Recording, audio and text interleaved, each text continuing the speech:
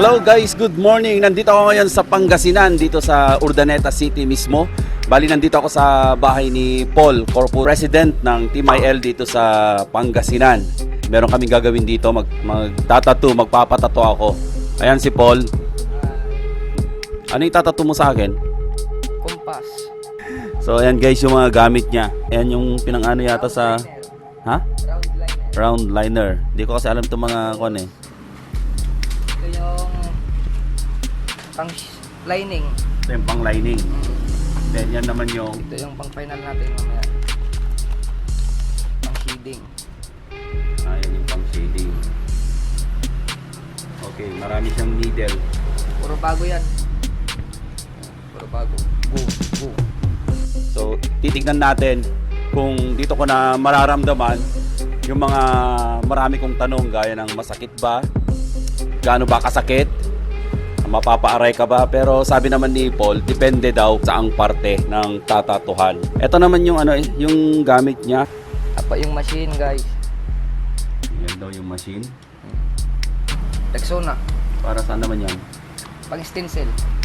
Power supply. Power supply. Ano to? Pedal? Paano pedal to? Gaganon-ganon? Ay, dito ilalagay yung karayom. So yun na nga guys, I'm so excited pero di ko alam. Pwede bang pag masakit hindi ko na itutuloy? Actually magbibit sana kami ngayon eh. Kaso nga lang medyo maulan dito, maambon. Hindi naman daw maganda pag punta sa beach na ganito ang panahon. Kaya wala kami maisip kundi magtatattoo na lang kami. Magpapatattoo ako. Ayan.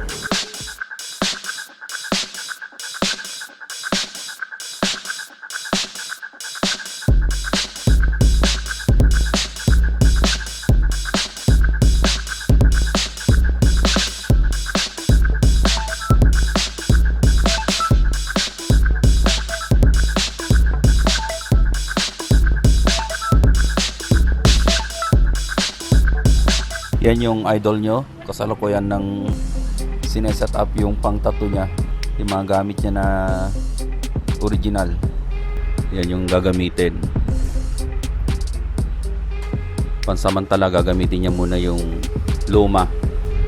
Kasi kung matanda na daw yung magpapatattoo, kailangan luma daw. Yan, sana may concentrate niya, sana maganda yung itatattoo niya despite of stress. Yan, stress kasi si boss. Ayan na. Ayan na guys.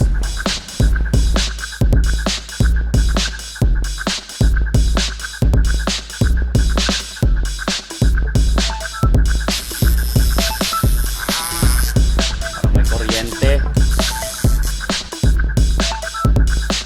Ayan, kailangan daw may ganyang pamangyayari.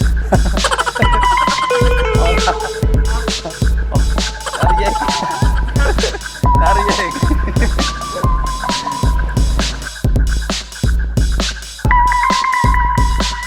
Kasi kailangan daw dahil masakit daw pag may bone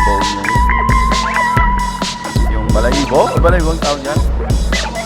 Ormot.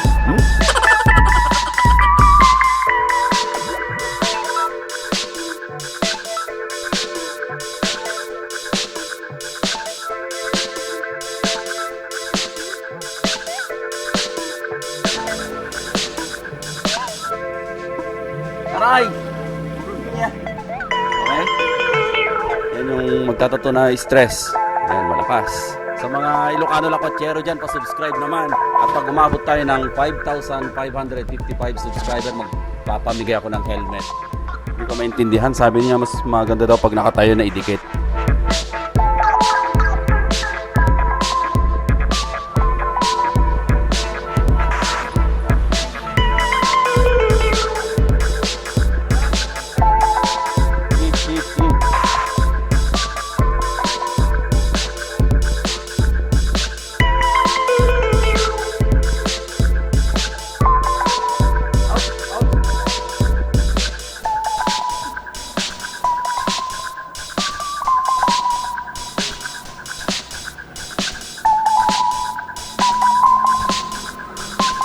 Apu.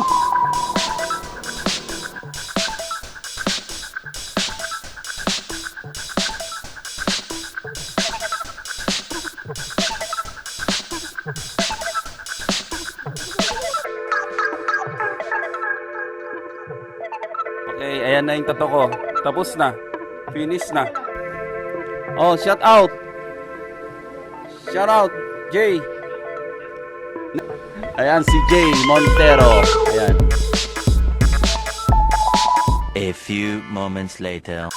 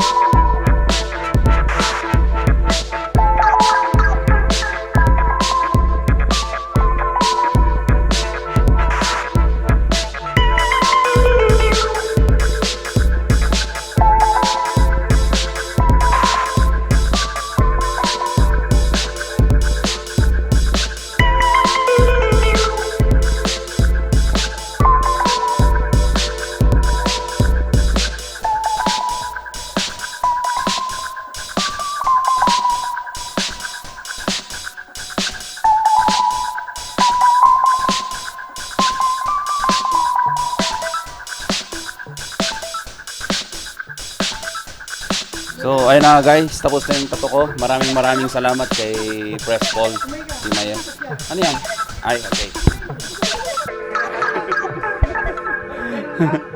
Okay, thank you.